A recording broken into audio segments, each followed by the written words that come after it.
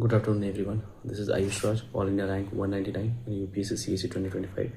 Today, we are going to talk about what would be the next 55 days strategy, what worked for me, what not to do in this 55 days journey, and how could you improvise a score. In my 2024 attempt, I had scored 84 marks and the cutoff was 87. And this year, the cutoff is 92 around, and I have scored around 112 marks. So there has been a huge jump of the marks. So how to improvise on that? So let's start one by one. This was my second attempt, as everyone knows. In first attempt, I could not clear prelims, and not because of CSAT, but because of GS paper and some merit problem. I could not clear it, but this is my second attempt, and I'm well through the process. So coming to the part of कि revision कैसे करना है, and what all things that we should do in this 55 days. This 55 days should be your whole and soul 100% giving days, in which you should focus not only on memorizing facts and figure, but also on conceptual understanding of thing, because this 60 days will not only save your prelims examination, but it also help you recall and revise during your mains preparation. So revision is the topmost thing that you should do. First priority should be revision of all the basic subject that you have, like history, geography, economy, polity, etc., and also some current inspired subject like science and tech and environment. You should focus on some current monthly based magazines or a newspaper, whichever suits you, so that you can revise those things of last almost 6-7 months, because that is what I think is necessary for this examination. The problem about revision is many people ask that how to revise things. You would have heard the word active recall. I would also say the same thing, that you should do active recalling while revising things for second or the third times.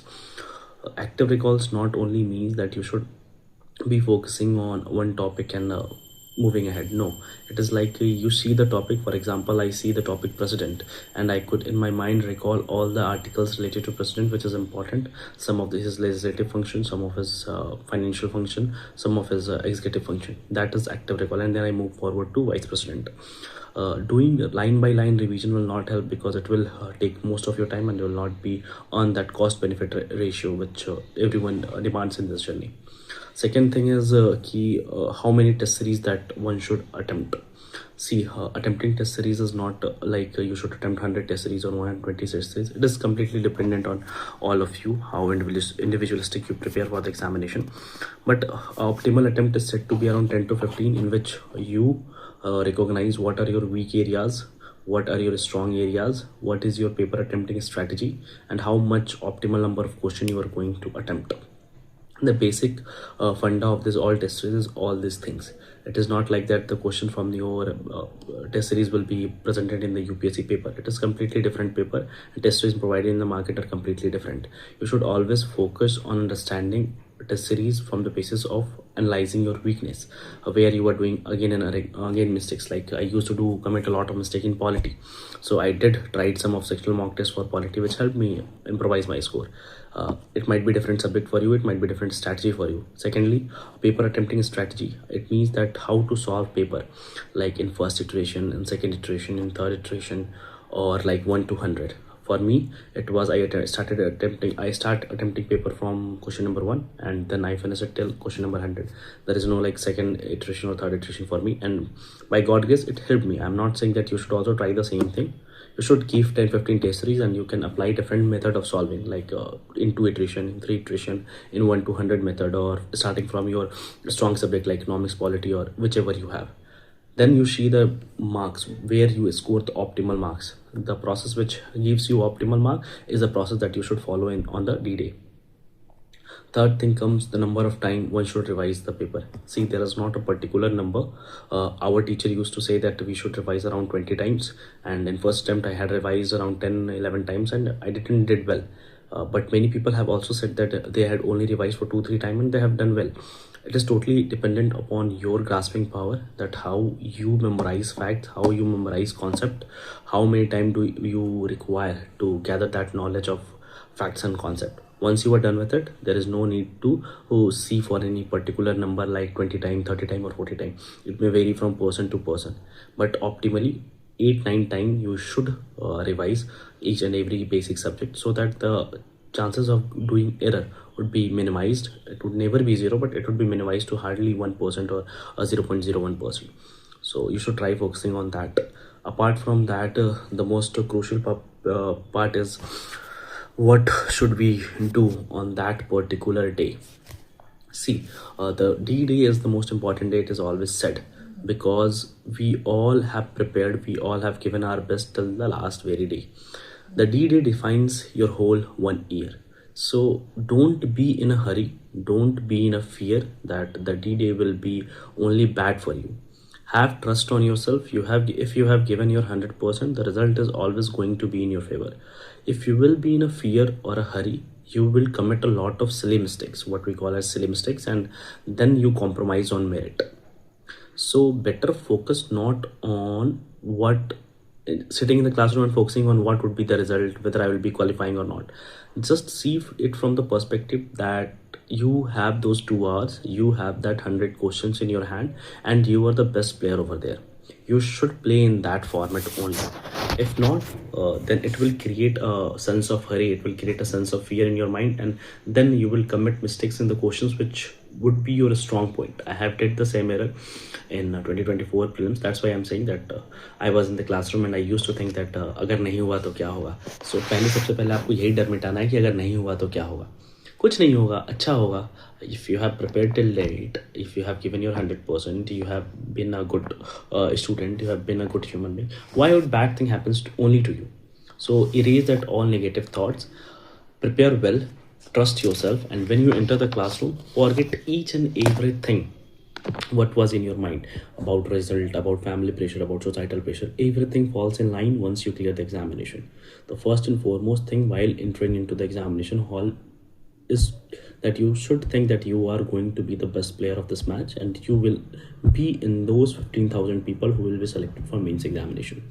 The mindset clearly plays a different role. If you are feared, you will commit mistake. If you are confident, you will do better than others. I'm not saying that you will do the best, but I will say that you will do better than others, and that is what required in this examination. This is a comparative paper. It is not about you playing the game. It is just about you playing a bit better game than other people who is sitting around you. So these all are the things that you should focus on D-Day. Coming to the part of question solving pattern that we should follow. See, in the UPSC, it has been in syllabus that logical reasoning comes in paper 2, that is CSAT, but it is not like that. If you will analyze last 4-5 years PYQs, you will realize that in GS paper also logical reasoning plays a great role. ठीक है, जिसको हम elimination technique के नाम से कहते हैं कि एलिमिनेशन टेक्निक लग जाता है. It is just a logical reasoning that you have to follow. There has been a PDF of Rahul sir itself on his channel ISPC Pathshala itself, which I followed for this logical reasoning kind of thing, and it was based on meta-analysis of last 4, 5, 6, 7 years of PYQ, and it helped me garner around 12 to 13 marks extra. The major thing which is covered in this part is not that it will counter your knowledge. It will work only when you have something at your back end and you have done your overall revision, you have prepared your material in a comprehensive way. This will add on as a bonus. Sometimes some questions are designed in such a way in UPSC format that you get confused among the option. This logical elimination technique help you sort out that option that okay, this is going to be most probably wrong 90%, 10% right, and then you take a guesswork, because it is a reality that in examination we would hardly be knowing more than 45 questions in a very crude sense. Later on, from 40 to 45 to 85 mark, 85 questions which we attempt, these 40 questions are based on our logical reasoning, which we say educated guess, or we call it through elimination technique. We can give it different name, but it is just a logical reasoning. You have to think wide open over there.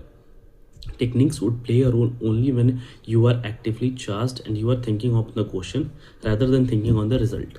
So every point which I have spoken till time is interrelated to each other. If you are confident in examination hall, your mind will work in an active manner, and this active manner working will help you logically eliminate some options in the question, and you will be reaching on to the final answer. So in this way it helped, I would say, and I would ask you all to just visit the channel of Rahul sir, and you will find the meta-analysis of PYQ over there. It is really available and it might be a help to you all. Apart from that, In examination hall, when the question comes in front of you and you are well aware of that, then well and good, you can easily go to the answer point. But if confusion arises, always think in the broadest manner you can, because UPSC is a very generalist exam. It will not ask very specific questions or very specific options. If very specific options is there, then you need to be very cautious, because most probably it is going to be wrong. Last year, 2024, I remember there was one question that no bacteria or no fungus can survive in salt water. How is it possible? If you will logically think it, fish are also there in the oceans and seas, and they also get infected from some or the other bacteria, virus, and fungus.